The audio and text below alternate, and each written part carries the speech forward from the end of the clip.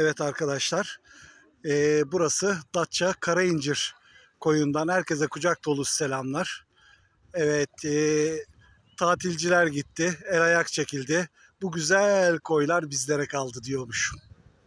Evet, burası Karaincir. Datça'ya yaklaşık 13-14 kilometre uzaklıkta muhteşem bir koy arkadaşlar. Evet, denizi, doğası, sakinliği çok güzel bir yer. Herkese şiddetle tavsiye olunur.